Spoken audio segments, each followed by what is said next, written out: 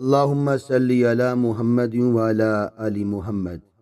بسم اللہ الرحمن الرحیم۔ ان عبداللہ بن عمر رضی اللہ تعالی عنہ ان رسول اللہ صلی اللہ علیہ وسلم قال الصیام والقرآن یشفعان للعبد یوم القیامہ یقول الصیام ای ربی منعته الطعام والشہوة فشفعنی فی، ويقول القرآن منعته النوم بالليل فشفعني فيه، قال فيشفعان، رواہ احمد۔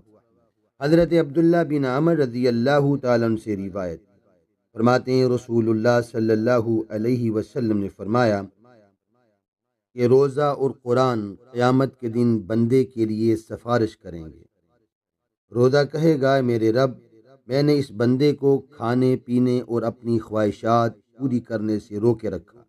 لہٰذا اس کے بارے میں میری سفارش قبول فرما۔ قرآن کہے گا اے میرے رب، میں نے اس بندے کو رات قیام کے لیے سونے سے روکے رکھا، لہٰذا اس کے بارے میں میری سفارش قبول فرما، چنانچہ دونوں کی سفارش قبول کر لی جائے گی۔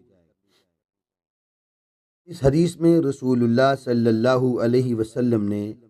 رمضان المبارک کے مقدس مطہر مہینے اور قرآن کریم کی فضیلت کو بیان فرمایا ہے۔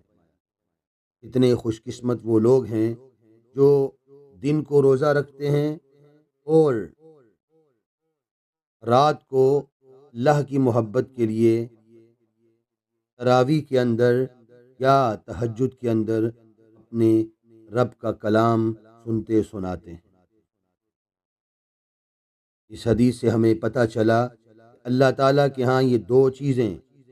بڑی اہم ہیں اور اہمیت کی حامل ہیں کہ روزے کے اندر وہ روزہ اللہ تعالیٰ کو محبوب ہے جو انسان اپنی خواہشات کو پیچھے کر کے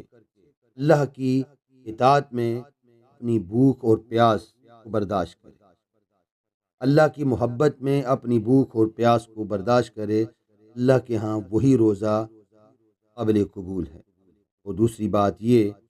کہ قرآن کے ساتھ تعلق جتنا مضبوط ہوگا، قرآن قیامت کے دن اتنا ہی ہمارا ساتھی ہوگا۔ اگر ہم چاہتے ہیں کہ روز قیامت روزہ بھی اور قرآن بھی ہماری سفارش کریں جو اس حدیث میں جس انداز سے بتایا گیا، تو ہمیں چاہیے کہ ہم رمضان المبارک کو پورے وثوق کے ساتھ، سچائی کے ساتھ، اطاعت رسول کے ساتھ اس کو گزاریں اور قرآن کا